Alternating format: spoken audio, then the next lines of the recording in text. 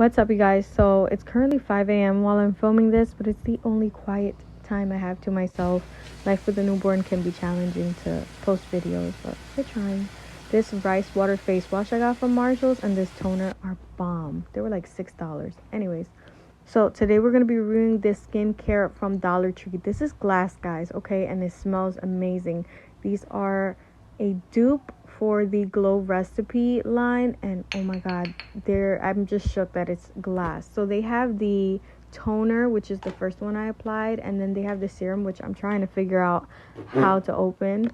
It was actually much easier than I thought, but anyways, I had to pump it a few times to get some pumps out, and I did only do 2 pumps.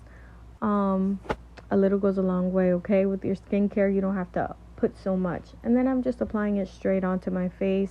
The toner I did just apply straight on. You could do it with a cotton pad, but I wash my hands. And we're going to try, last but not least, the Glow Up Night Moisturizer.